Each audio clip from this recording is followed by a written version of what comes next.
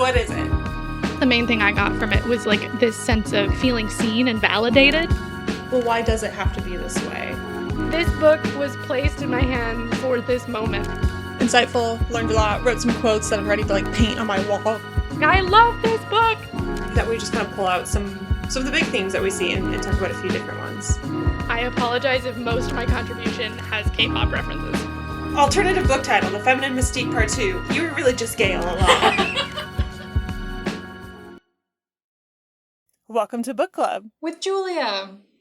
And Victoria. We are two lifelong friends who read a book and talk about it each episode. This is a podcast where we explore new perspectives and use books as a tool for personal and community growth. This week, we are reading Red, White, and Royal Blue by Casey McQuiston, a cheeky contemporary queer romance in which the first son of the United States falls in love with an English prince. Oh yeah, we are. Hell yeah, we are. I'm so excited. If you haven't read this book, we are going to talk about the whole thing, so there will be spoilers. Mm-hmm. If you haven't read this book and you still want to listen in, you are totally welcome here, because it's going to be a blast.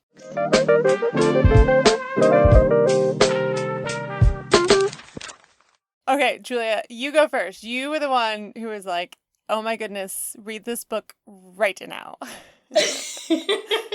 It's been such a whirlwind.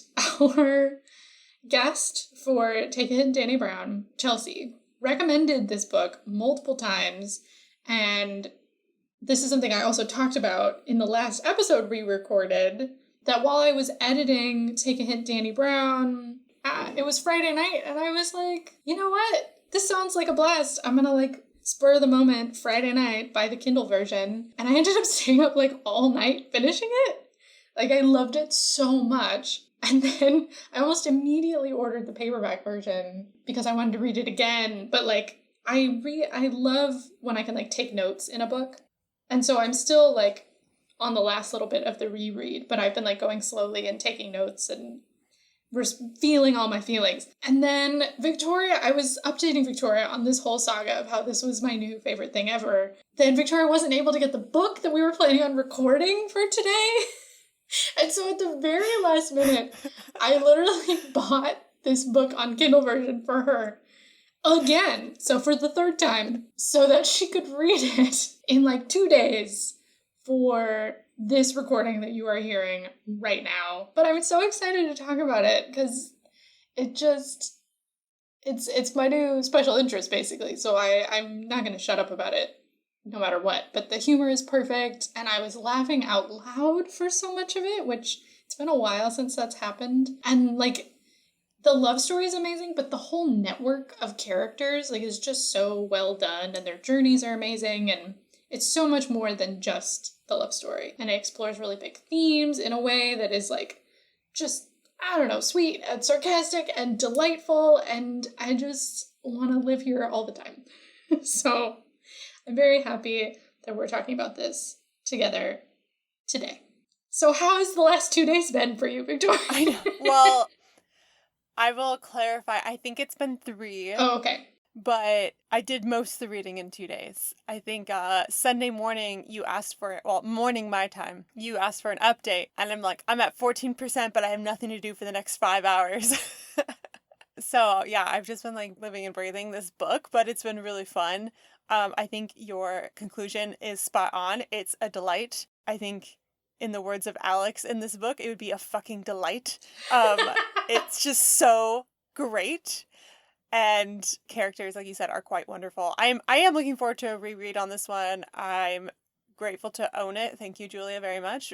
We had issues trying to do the Kindle Lend.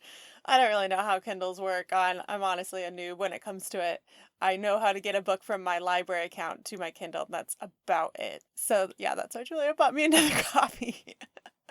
But it's great. I think it's a good one to own because, yeah, there's so much in it. And I think after you get through the first read and you're just breathing the story for the first time and living into that on the reread, I'm looking forward to finding all the little nuance and other notes kind of about the characters themselves. As we know, there's things you learn about other characters later on, especially because it's in a limited third person, so we mostly only get Alex's perspective on everything. Yeah. But the author, Casey McQuiston, definitely does a good job of fleshing out the other characters. So even if Alex is misreading or ignoring certain things that they're saying or doing, it's like still there as far as like depth to these other characters to explore and kind of like read into some of the subtext. Yeah, I didn't really think about that like so many romance novels have the dual perspective, but this one you only get one. I kept waiting for the next chapter because the chapters are quite long. So I thought the first chapter was all going to be Alex and the second chapter would be Henry, and then it wasn't. Yeah. And I'm like, okay, maybe we get Henry's point of view when they like get together. And then they get together and I'm like, no, I think this book is only ever in Alex's point of view, which I think really works. And we still really get to know Henry as a character. It also makes me feel like there's so much room for additional books in this world because we have so many wonderful characters who we don't get their perspectives, we don't get their love stories. And I mean, that is a common trend in the romance writing world to introduce a cast of characters and then give each main character their own book. But we'll see what Casey McQuiston does because they have written 2 other books, but I don't believe they're in the same universe as this one. No. Or at least not the same characters. Maybe they exist in the same world, but That would be interesting if, like, the president at the time in one of the books was Alex's mom. That could be interesting. Or, like, if she wrote about other characters that are not famous and they're, like, following the love story of Alex and Henry in the media, like, that would be fun. Yeah. Yeah. But we are getting ahead of ourselves. The author, Casey McQuiston, I don't really have a lot about them. There's a lot of interviews out there where you could probably learn more about the author, but their brief bio. Casey McQuiston is the author of the New York Times bestselling book Red, White, and Royal Blue. You did it. It's the hardest title for me to say. I sometimes have difficulties with R's and W's, and there's a lot of them in that title. They're also a pie enthusiast, like the dessert, P-I-E. They write books about smart people with bad manners falling in love. They were born and raised in southern Louisiana. They now live in New York City with their poodle mix and personal assistant Pepper. And on their Twitter bio, they say they use all pronouns. So we might interchangeably use she or they or any other pronouns, but that's who we mean, the author. Yeah, I mean, Casey McQuiston's very young, like a couple years older than us. 30.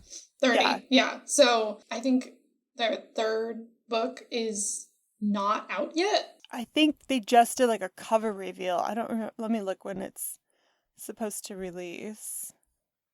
2022. So it's supposed to come out in the new year. Oh, okay. Yeah, so I feel like it's one of those things where, like, you know, they haven't been around that long as like a, you know, a published author. So I think that's exciting because I'm sure there's a lot more amazing work we're going to get from them. But also, like, you know, there isn't this long bio like we had on, like, Joan Didion or something, you know what I mean? Who's at, like, towards the end of her career. Yeah, I think the only other detail I know about them is that they went to, I believe it's Louisiana State University. Mm. But, yep, that's about it, you know? Like, they have so much to them, I'm sure, as a person and as an author. We'll continue to learn more. Yeah. Also, this book is being made into a film, which we will follow very closely. Oh, yes. Of course. Like, do we do a viewing party? Yeah. I don't care where in the world we are. We will be in the same place to watch that movie, whenever it is. It's gonna happen.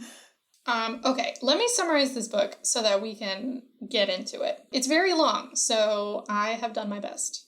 This book is sort of set in like a slightly changed alternate reality. So the entire book, as we said, is from Alex's point of view. He is the first son of the United States. So his mom is the first female president who was elected in 2016 instead of Trump. So, you know, that's kind of, we've only changed like the last few years. His mom is white and his dad is the son of immigrants from Mexico. And he grew up in Texas. That 3-part identity comes up a lot in the book as well. He thinks that his arch nemesis is Prince Henry, the second son of like the English royal family. And when they're at Henry's brother's wedding, so that's a royal wedding, but not Henry's, Alex gets drunk and accidentally knocks both him and Henry into a cake because he's like angry and he's like, and he knocks them into a cake.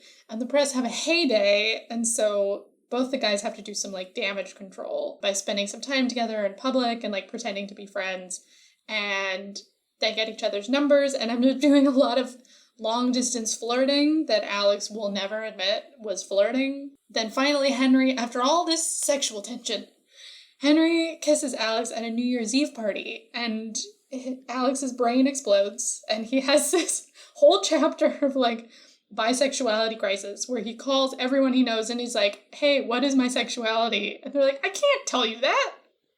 But also, you kissed a guy and you liked it. So what does that mean? And it's great. And then, anyway, so they fall in love, and the whole time are sort of in denial about how much they love each other because it's complicated. Like, they're the children of world leaders, and there could be things that go wrong if people outside their immediate circle find out. So they finally acknowledge their feelings and, like, make a plan to, like, come out publicly sometime in the future, but then they get outed very brutally by the president's rival for, like, the upcoming election. And so, faced with this, like, impossible situation, they decide to convince the crown to let them go public, and there's tons of emotional displays of support from people from around the world, and they change everyone's lives forever, and it's beautiful, and it's stunning, and we cry, and make movies about it. So that's the book. That was a good synopsis. It is quite a long book. I think in many ways this book is a romance fiction, and in many ways it kind of bucks the trends. Mm-hmm. So I think romance fiction can often be fairly short. This one's really long. It sometimes, tracks a couple from like getting to know each other to making it official, or from mid-relationship to like getting married, or like recommitting themselves to the relationship. And this tracks like the whole thing. Everything from like Alex is not even aware of his suppressed bisexuality, so he has to have that whole emotional growth. They have to like connect as individuals. I think you did a really good job summarizing in the brief span of time we give you to summarize things, but there's like so much to them like figuring out who they are as individuals, and then like slowly letting friends and family members in on their relationship, and like all these other characters who come around and support them. And it's just wonderful, but also challenges along the way, and like a lot of dealing with mental health issues that come out of suppressing yourself and not being allowed to be yourself, or just like the public pressure that comes with being a person in mainstream media as a celebrity, and like there's so much. So we picked some of the bigger ideas or things that came to mind for us that we want to talk about, but please go read it if this interests you, because we're gonna just scratch the surface of like just barely what is good in this book. Yeah, there was a moment when I was reading it the second time where there's like a beat, an emotional beat. I think it's there's two pieces. Right after Henry kisses Alex, and then he like runs away. He literally runs back to England, and Alex is like, his whole world has exploded, right? And then he's made up his mind that he like actually likes Henry, and he's gonna like talk to him the next time he sees him. But then he sees Henry out publicly on a date with a girl to do some damage control, and he gets super, super angry about it and misinterprets it for like half a second. But he goes through this whole emotional journey to understanding and acceptance very, very quickly, so that the next time he sees Henry, he's very confident that Henry likes him. And then same thing with after Alex is about to tell Henry he loves him, and Henry's kind of aware of it and doesn't feel like he can be out yet publicly, and so he runs away again. And Alex very, very quickly finds this note from Henry that convinces him that Henry loves him, and so he flies to London and bangs on his door and is like, let me in, you son of a bitch. And they talk it out, and they're like officially together. And both of those beats in like a romantic and like a TV show or like any other romance would be like so drawn out and would be like the whole story. Yeah. You know what I mean? Mm-hmm. And like if I'm just thinking of other romances, like they have to cover so much ground that a misunderstanding like that takes like a page. And then we got to move on. Yeah, and I think that's a good point too, is that I liked it. There was an element, even though this book is so far removed from like my own experience, considering I'm not the child of a world leader, I feel like I think the love story element is that much more believable because it isn't just one beat of their relationship. Like, I understand, like, that's what is, so lovely about happily ever afters, is then you can just imagine what their life was like afterwards, and like, you can end it on like they finally like agree, like they love each other and they're gonna figure it out, and then like fade to black, roll the credits. Like, you could end it there, but in real life, I was excited that we got more. Like, this could have been 3 separate books, a trilogy of their love story, but instead we get to like have it all in one and be reminded that love stories don't just have one climactic moment and then everything's okay. Mm-hmm. You have like stepping stones. Like, first it's admitting like who you are for Alex, and then it's admitting that they are serious about each other, for especially for Henry to be able to say that back, and then like, okay, we're gonna figure things out, and then getting a curveball of like not everything is in their control.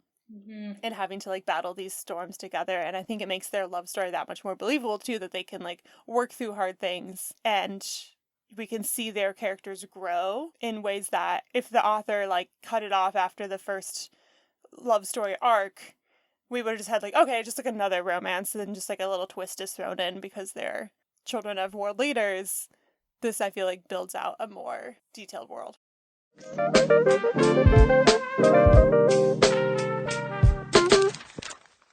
This podcast is made possible by our wonderful book club members.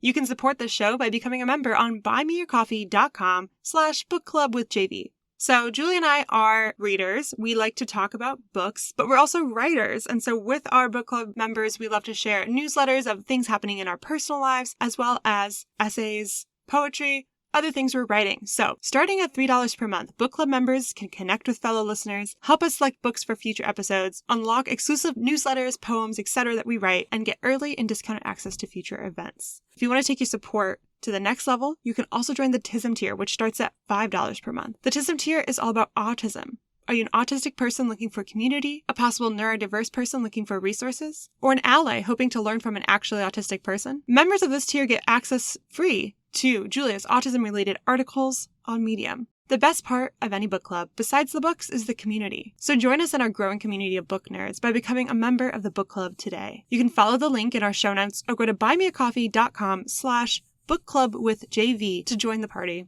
Now back to the books.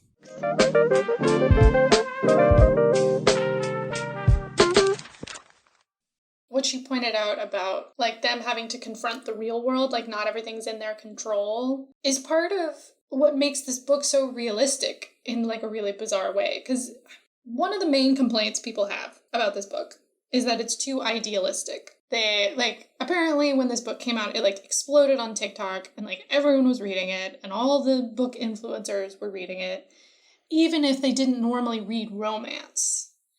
And a lot of them were like, it's so unrealistic, it's politically, none of these things would happen, whatever, right? Which is fine. You're allowed to not like that, but it's also like, this is a romance novel that not only has a romantic happily ever after, but also a political one. They're able to be out and officially together as a member of the royal family and a member of the first family, and like do public appearances, like that kind of thing.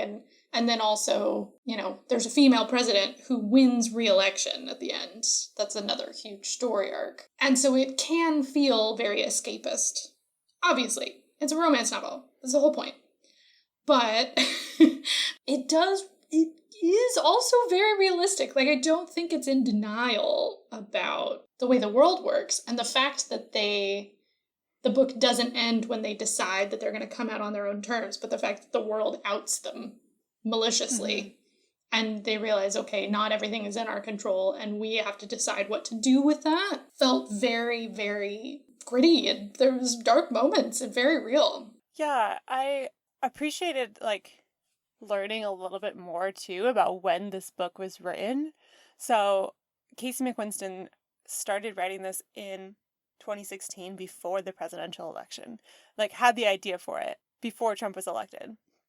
And then there's a great interview in Advocate, which we'll link in the show notes, that Casey McQuiston talks about grappling with what was happening in the real world and if this book that they were writing, like, made sense anymore. And, like, it took on a whole new layer of, like, escapism and idealism in a way that might have been, like, really good, especially during the Trump years. And it makes me think of, like, The West Wing, you know, coming out at the end of Clinton's term and kind of as Bush was coming in. And it can lean towards some American exceptionalism that you don't really see in a Red, White, and Royal Blue, but does, like, kind of like, oh yeah, it is kind of nice to have some, like, I don't know, fictional world where the government works. Yeah. People that we can see people in power in a way that we, like, respect, perhaps more than what we get in, like, real life, especially if we're, like, farther removed or if there are leaders in power that we do not respect. All this to say, I think it really works, like you said, for the fact that it's, like, it is in a way idealistic, but it's also grounded in reality, like reality that racism exists, homophobia exists, our elections are weird, and gerrymandering is a thing, and there's a lot of people who try to restrict voting for political means, and, like, that Capitol Hill can be a catty, bitchy place to work. It doesn't kind of color code everything as, like, fun and lovely. And she kind of predicted some crazy things from 2020 of, like, at the end of the book, Texas flips blue, and the ways in which it does are very, very similar to the way that Georgia flipped blue for the 2020 election, and has some similar themes along that line. And then also the whole Harry and Meghan thing. Like, a lot of the issues that they raised and their conflict with kind of the royal household and them leaving, and, like, the racism in that institution and all that kind of stuff was like, whoa, you know, like Yeah, Casey McQuiston in that same Advocate article mentioned, like, I started writing these characters before Harry and Meghan were, like, public. When McQuiston first had, like, the ideas for this book, and wrote a very lovely post, I think it was Instagram or something, when everything was, like, the Oprah interview with Meghan and Harry was all over the place, and kind of saying, like, you know, these are real people, like, yeah, you might see, like, resemblances in my book, but, like, listen to their story, like trying to, like, put the focus back on, like, the actual real life story, which I thought was pretty great, kind of celebrating Meghan and, like, recognizing, like, yeah, I wrote, like, a little fictional story, this is, like, her real life, so, like, don't just chalk it up to, like, a one-dimensional experience. Yeah. I feel like it's a testament to their world building and imagination that, like, it was so grounded in reality that even some of the kind of idealistic things, like, kind of happened in real life, just in different ways, you know, like, that's, but when the book first came out in 2019, these were things that hadn't happened yet and people didn't know. So yeah. I find it was interesting too, because the book is so timely. It's, like, very specifically will name what year it is, because it's, you know, this is the first president after Obama, second term, like, it has to be, you know, that election. And so you get reference to, it's October 2020, but of course, because this book came out in 2019, there's no pandemic happening. Right. And I'm like, that's also what felt very idealistic about this book. I was like, oh, imagine a world where we had, like, normal life in 2020 that wasn't shadowed by a global pandemic.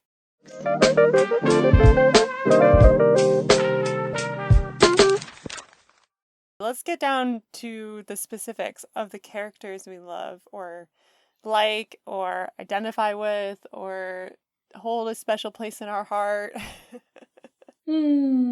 I love them all so much. I want them all to be happy, and I want to give them all a big hug, because they're all, like, I was doing the math on this, and I think B would be, like, a year younger than us, I think, or maybe our age. So all these characters are younger than us, but just a little bit. And so I feel like they're, like, my younger siblings or something. I just want to, like, give them hugs and protect them. But I feel like for me personally, in terms of where I identify as like somewhere in between Henry and Nora. So like Nora, she's like the data nerd, and she uses data points on people in order to like come to fairly accurate conclusions about them. And I feel like her approach to socializing was very similar to mine. And then Henry, like a lot of the emotional beats for him in terms of him opening up to Alex is him like sharing these sort of things that he's collected, all these facts that he knows, all the reading he's done, these like artifacts, like all of his favorite things that he's not allowed to share because it's like too gay or something, that him being vulnerable is like sharing those things. And that is often how I show love and respect is by sharing things that I love with people. It's always like stuff or like new books or things I've learned or something. And I was like, yeah, I understand this anyway. So yeah, probably those two. It's funny. I kind of identify more with like June and Alex. Like, I think there's a bit of me in both of their personalities, especially when it comes to their like sibling dynamic. I think they're wonderful. One part about Alex that I very much identified with was this idea of him constantly overworking and like pushing himself to achieve.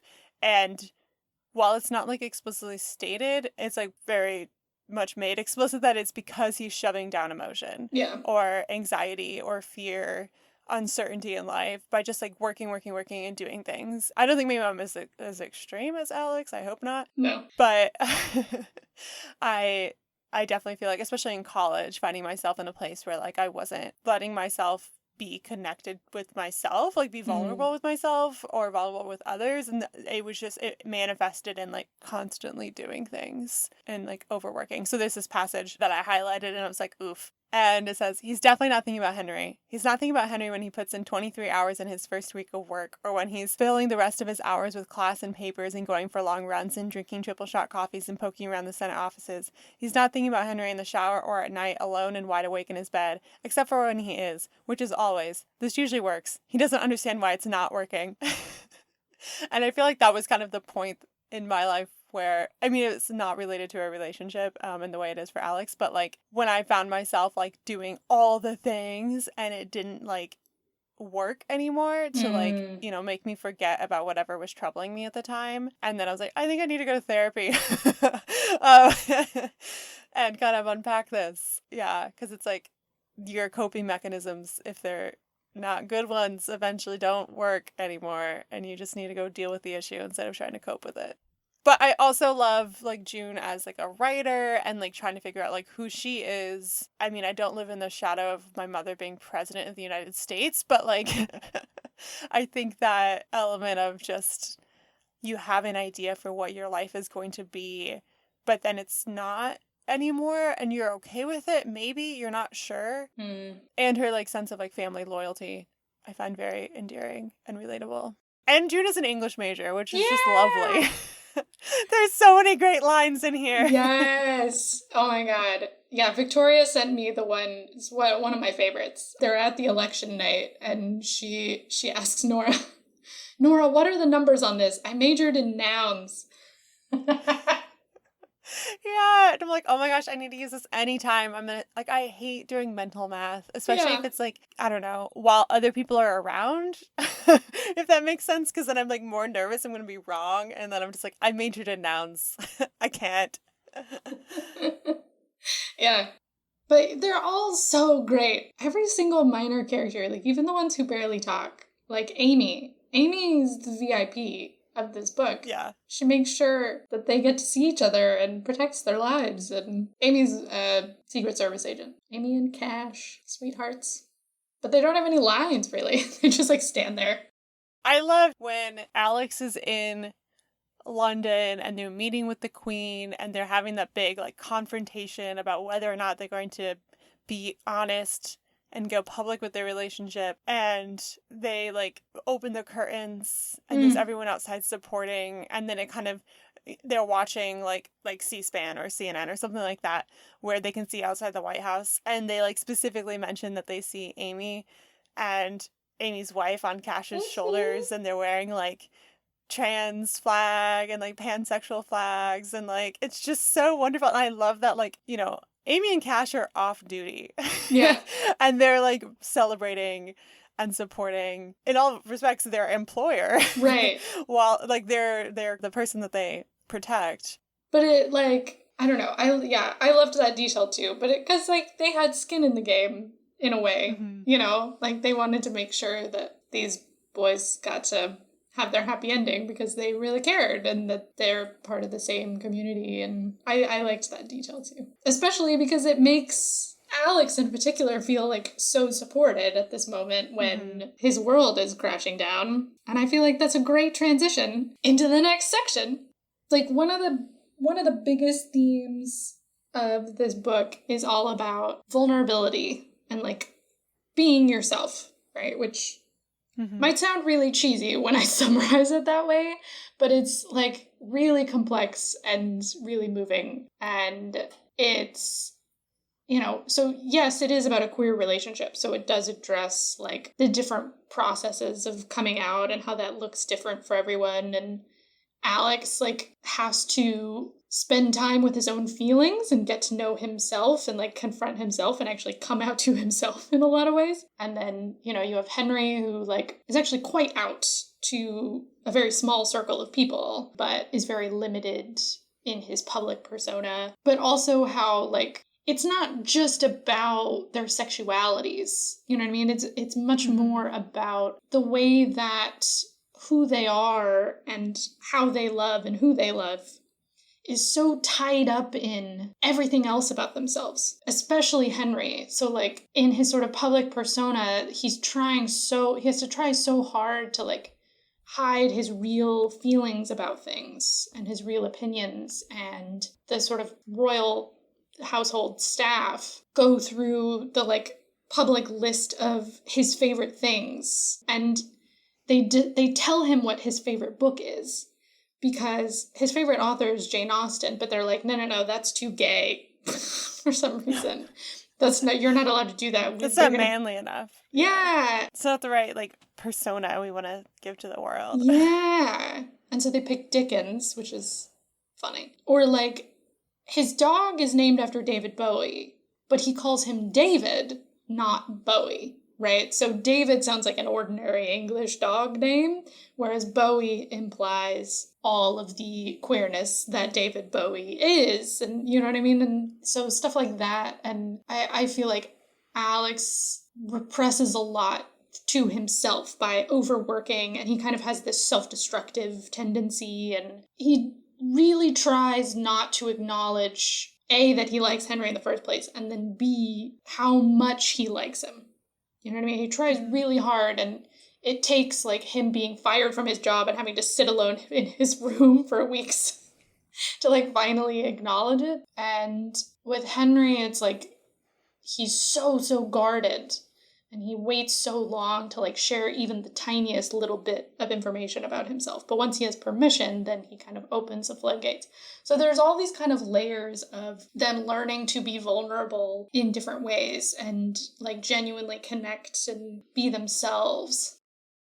It's really incredible. And that point at the end where they open the curtain, right, and they see there's crowds and crowds of people outside Buckingham Palace, but also all over the world who are supporting them after something very, very personal and vulnerable about them. Like not just their sexuality, but their letters, right? The contents of their hearts and minds has been exposed. And to have people supporting them and the people they love, even their bodyguards, supporting them is really, really huge. And so I feel like that arc is one of my favorites. It's really, really moving. It's interesting. I didn't even think about it until right now when we were recording, but so their big, you know, public sex scandal, whatever, it's because the letters get leaked. Like, not only is there like a photo confirmation of them together, but it's like their words to each other, which is kind of ironic considering they signed off a lot of their letters by quoting other people's love letters that have since been publicized. A lot of them were, you know, like after someone died, their letters, you know, are in an archive somewhere. But it's, yeah, all these queer lovers from history writing letters to each other. And yeah, then their letters kind of get added into that like global canon of what was supposed to be a personal letter between two people that ends up being like everywhere. And even like a line that Alex had written to Henry, history, huh? It gets put on t-shirts and like everyone's quoting them. And I'm like, oh my gosh, I can't even imagine. It must be insane. They compare themselves to Han and Leia from Star Wars. Oh my gosh, I loved that part. And then there's the big mural on the side of a building of the two of them with Henry as Leia and Alex as Han Solo. And that's like the part of like the celebrity world, the fan fiction that is just so lovely. You know, when people just want to like support and they're like, I'm just going to do a big painting of their love story versus the intent behind the people who expose them to be like tearing them apart. Mm-hmm. Yeah, I feel like that moment, there's so many stages of them opening up. There's so many moments of vulnerability that get gradually bigger and bigger and bigger, and that's kind of the final one. But I feel like the message there is like, it's worth it. You know what I mean? It's worth it to be yourself out loud, even if it can hurt sometimes. They both get hurt a lot in this book. Like, they're not always getting it right, but it always ends up being worth it. And there's so much more richness in their relationship with each other, their relationship with their friends and family. Like, because of his relationship with Henry, he also gets really close with Henry's best friend, Pez, and then Henry's sister, Bee. And then, along with Nora and June, the 6 of them become like a little group. They, like, get branded this name, the Super Six or something like that, in the press. And there's this moment, they have this, like, wild night out that's very adorable. And it's kind of a stage in vulnerability for Alex and Henry as well. But it's also, the next morning, he has this moment where he realizes, like, oh, I have friends now. And that really got me, because I was like, oh my gosh, like, this isn't, in this process of opening himself up, he's not just gaining this romantic love, but he's also gaining a kind of a crew, you know, of people to support him and who know a lot of weird things about him and still love him, and they all talk to each other. Like, it's not just through him and Henry, but, like, you get little hints that they're talking to each other when Alex isn't there. They all have, like, their own relationships and friendships with each other. Yeah, I think Alex's journey to vulnerability, including his ability to be vulnerable with family and friends, I think is really beautifully connected. And I think it was also great, like, when Alex has that moment of like, I need someone to talk to, but June and Nora weren't available, he's like, oh my gosh, I don't have friends. Yeah. Like, he kind of realizes like, oh yeah, my friend Liam, who I haven't talked to in an entire year, and, you know, they had some weirdness between them that they hadn't worked out yet, and Henry ends up being the person he can call, even though he's like, you know, at that point they were still kind of like frenemies and texting all the time, but like he just like calls him to talk through a difficult family situation. And it's, yeah, kind of recognizing that if you're allowing yourself to be vulnerable and being your full self in a lot of spaces, you can open yourself up to a lot of meaningful relationships beyond just romantic love. Mm-hmm. Yeah, there's so many little symbols of vulnerability, like the moment when they literally open the curtains of Buckingham Palace to, like, see the crowds of people supporting them. There's this line that Alex sends to Henry that I loved, where he says, give yourself away sometimes, sweetheart. There's so much of you. Like, I get to see all the layers of you, and everyone else just gets this one tone.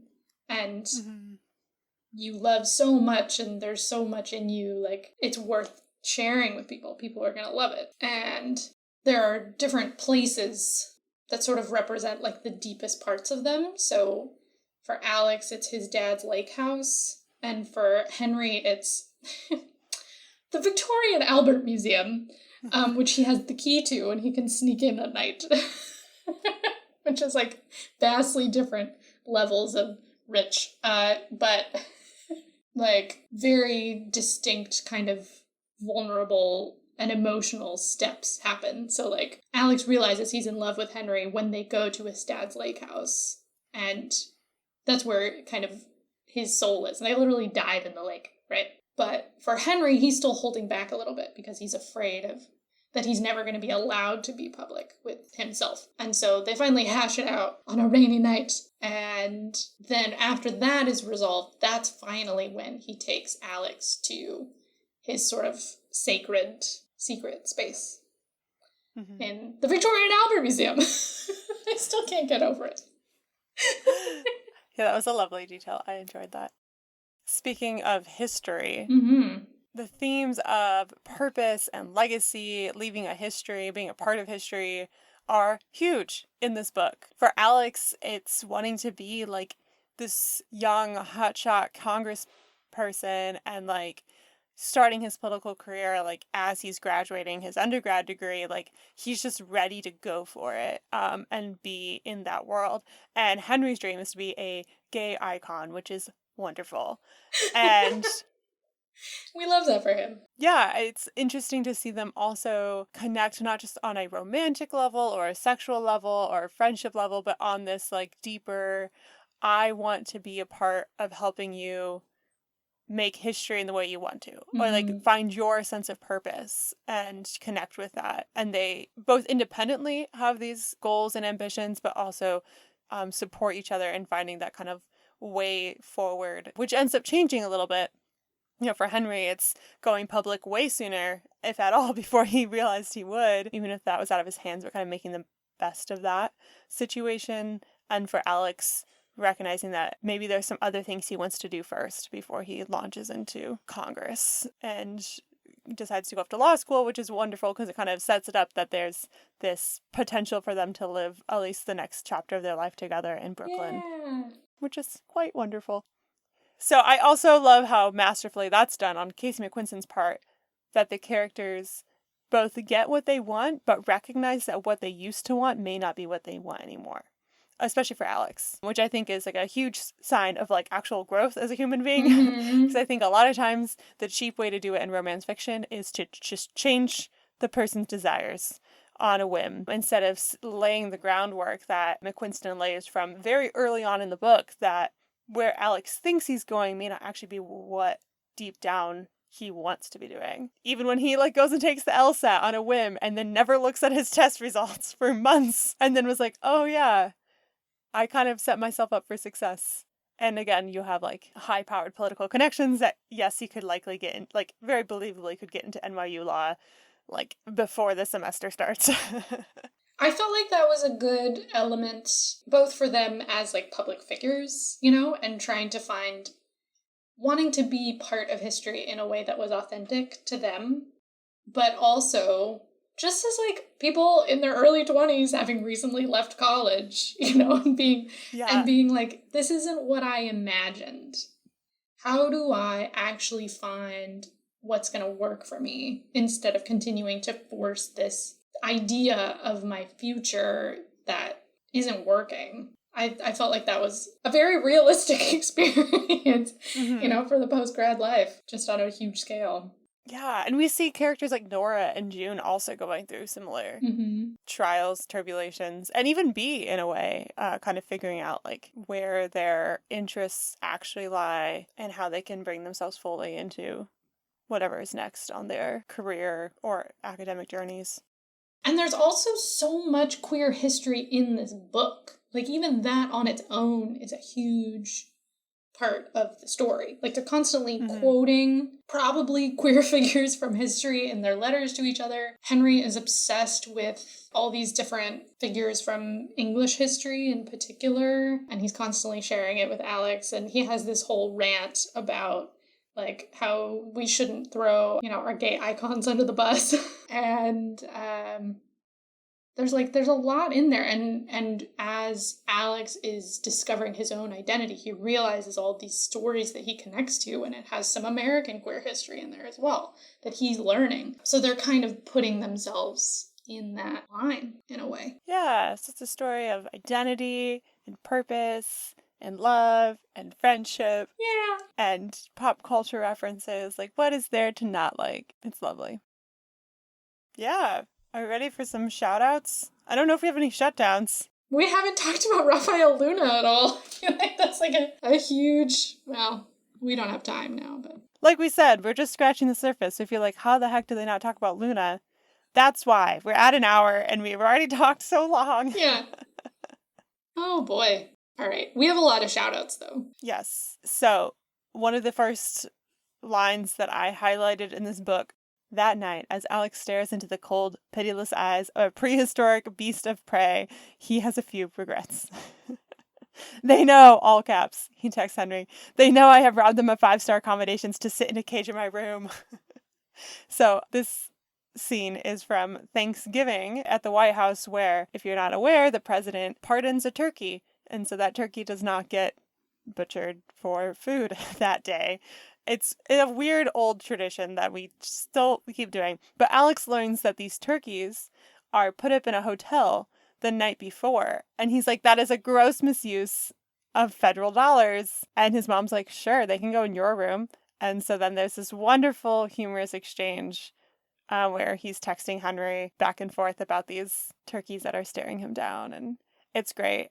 I'm also like a big West Wing fan, which I've referenced already. And they have a couple really great, though not without problem, but some fun Thanksgiving episodes that involve the turkeys getting left in someone's office. And it feels like one of those things, like if you're going to do some sort of humorous take on the White House, like you can't not do a Thanksgiving bit about this ridiculous turkey pardoning. Yeah. And the fact that he's so afraid of them is very funny.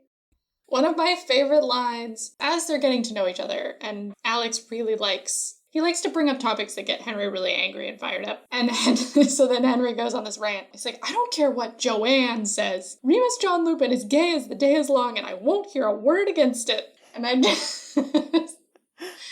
Oh my god. I really enjoyed that one. Apparently, in the original draft, Casey McQuiston wrote out the whole rant. And this is the only snippet that we got left. Yeah, that was like a fun fact about the book that Julia shared with me, was that the original draft was 40,000 words longer. And even in the acknowledgement, Casey McQuiston thanks one of her early readers with the note, like, even when it was 40,000 words too long, like, thank you for reading it. And I love the final product, and I'm sure the, editors worked hard to, like, find those 40,000 words that didn't need to be there in the same way, but that feels like some juicy bonus content we'd want to read. I know, I'm like, I want that rant. Yeah. I really like the narrator's voice because it's a limited third person. A lot of it is Alex, but, in a way it's still a narrator because it's not written in first person. So there's some really, like, little moments where I feel like you see the narrator where otherwise you wouldn't. You would just see it as Alex. But one line I like: he feels like a dog that has to be taken on walks to get his energy out. Especially when June says, you're like a dog that has to be taken on walks to get his energy out. And it's just...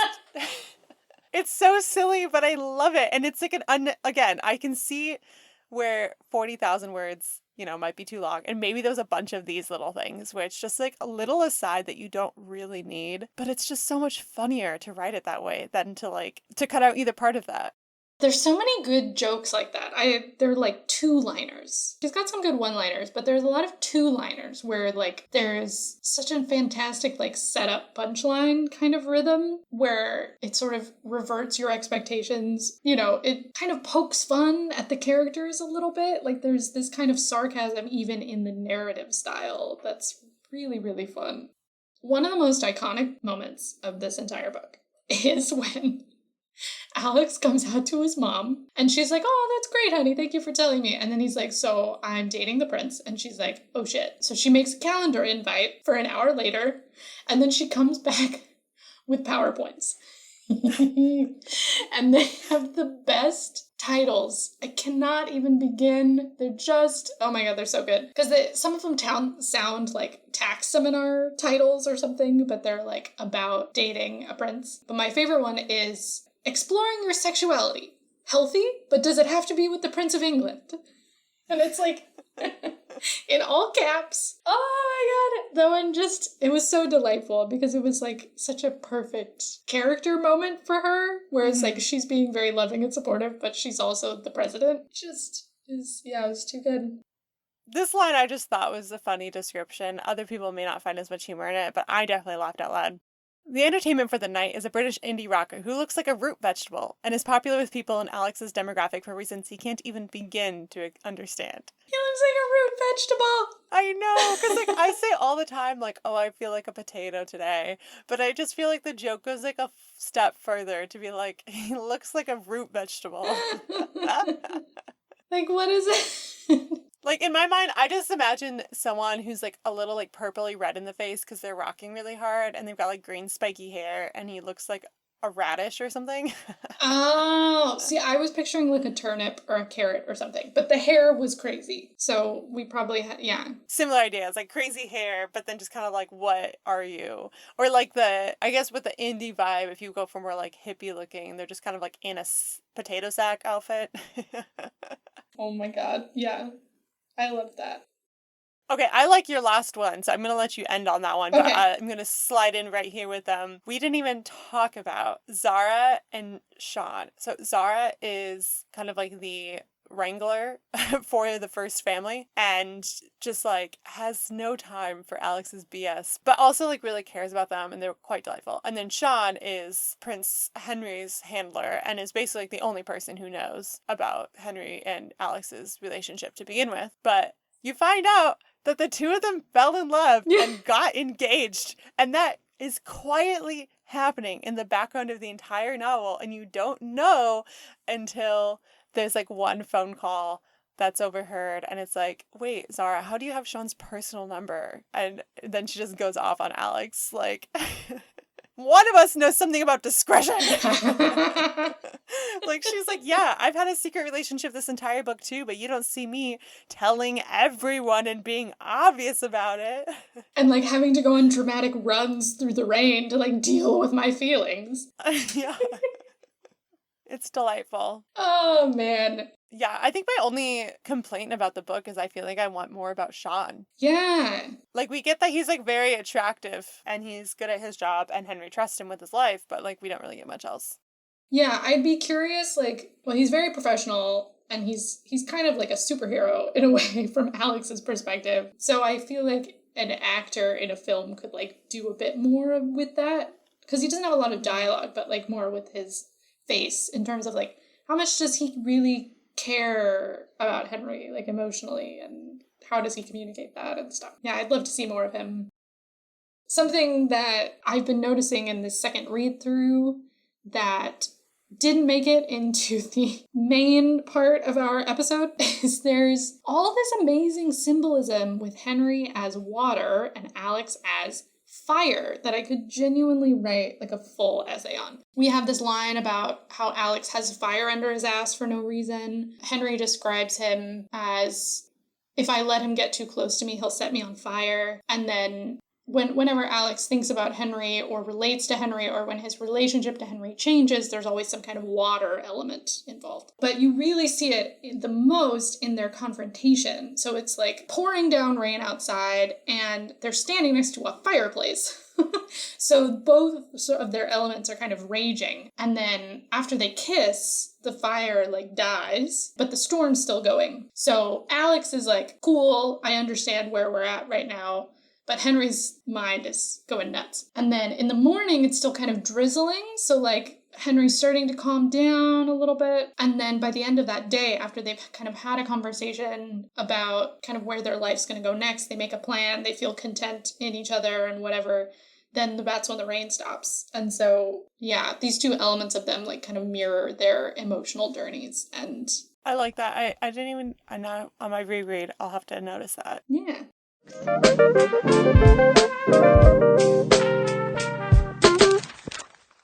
So, recommendations. I'm curious to read other Casey McQuiston books. They have the book One Last Stop that came out this year, is another romance. And then I Kissed Shar Wheeler is coming out next year. So that'll be another, I think that one is YA. Yeah. So it's a little younger. One Last Stop sounds really cool. It's much smaller scale, but it's got some like magical realism elements to it. So it sounds cool. Ooh, nice. So this book also made me think of Royal Holiday by Jasmine Guillory.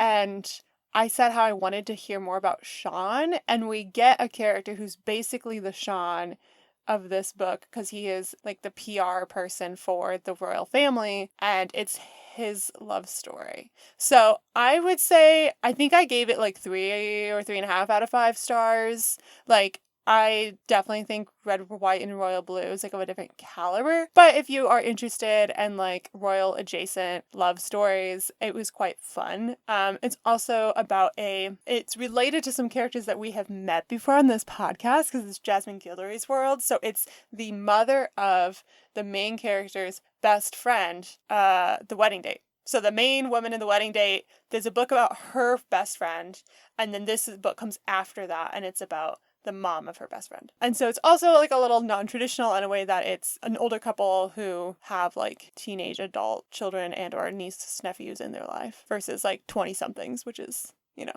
the bulk of what we read. Yeah. That's cool.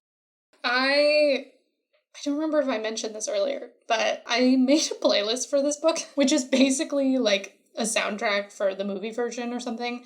Yes, it's quite wonderful. I didn't tell you, I did listen to the whole thing yesterday. Did? Yeah, I put it on while I was reading, so it was kind of mismatched, like where I was in the book and where the playlist was, and I finished the book before the playlist ended, so then I like listened to the rest while I was like showering, getting ready for bed, and hanging out around the house. So yeah, I think it's really well done. My only edit is to add is it Gloria Estefan who's playing at the rally? Oh, yes. Yeah. That's Gloria a good Estefan idea. is playing at the rally during the election night, and I think that would be like, it's a little on the nose, but you had some other on the nose tracks. I did. Like the Queen song they sing at the karaoke bar. So only edit. Otherwise, it's wonderful. Oh, thank you.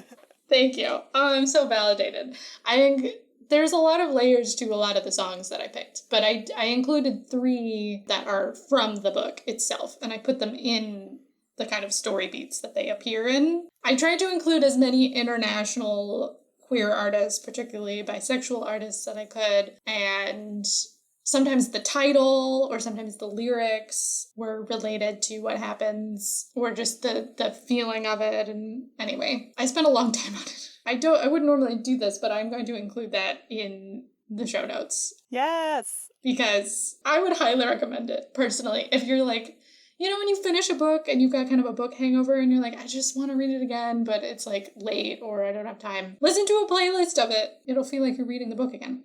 And then I would also recommend the show Yuri on Ice, which I've talked about to no end, but I think it's got some similar themes and also a bit idealistic, and I think it might scratch that itch for some people.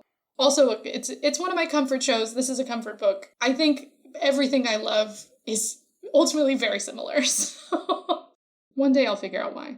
Yeah, I had to think hard about Currently Obsessed because I'm like, I've only been reading this book yeah. since the last time we recorded together. But I also started watching the latest season of Great British Bake Off, or if you're in the US and looking for it on Netflix, it's the Great British Baking Show, which I just learned recently thanks to Victoria Adel, who's been on this podcast before. She wrote in her recent newsletter that it's because Pillsbury has trademarked anything Bake Off in the US. Really? And so they had to change the name. And I think that's absolutely ridiculous. And it's really funny. And it also makes sense why I was like, wait, why is it called Great British Baking Show? I swore it was Great British Bake Off, but maybe I'm just misremembering. And that's why they have different names in the US and the States. So that's also made me rethink a lot of things. So I'm like, oh, that's interesting marketing choice that they thought like, that original title wouldn't work in the UK or wouldn't work in the US in the same way it did. And sometimes that's true, like with Harry Potter and the Sorcerer's Stone versus Philosopher's Stone.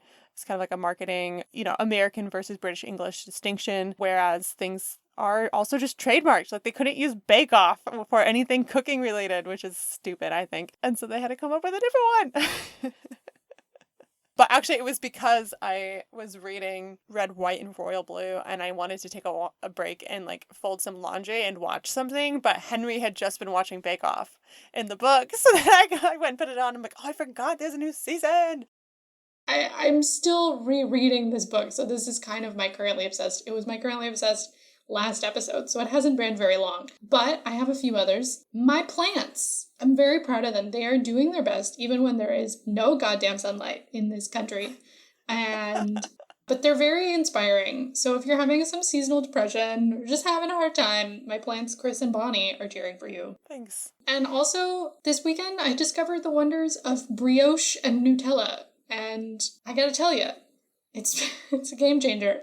Europe is a treasure trove of all things sugar and butter, and no one does it like them. So my sweet tooth is very happy. So that's what I'm obsessed with right now. Well, this book has been a delight, and I can't wait for you to reread it and send me things like, I didn't see this the first time. And we are absolutely like 2.5 years too late on this, and I don't care. We all need to get into it again. That's most of this podcast. This book came out 15 years ago, but we just recently found it, and we're excited to talk about it. Yeah. Or this is a book that I read yesterday, and you read 7 years ago. So this is actually, honestly, this feels more recent to me than a lot of other books we discuss. Yeah. This is very new. This is us being current, for sure. But I'm so glad we got to do it. Me too. Thank you for listening to Book Club with Julia and Victoria. We would love to hear your thoughts on this book or the topic we discussed, so you can share your review and recommendations with us on Instagram at Book Club with JV, on our website, bookclubwithjv.com, or by leaving a review on Apple Podcasts. You can also visit our website for show notes with links to all of the recommendations and the things bringing us joy. If you don't already, go ahead and follow us on whichever podcast platform you are listening on so that you can be notified when our next episode is released. This episode was co-hosted and produced by myself, Victoria Bruick, along with Julia Clausen. Rebecca Gasney provides us with project management support. Our music is composed by Greg Bruick, and our logo was designed by Gabby Fabland. Until next time, happy reading.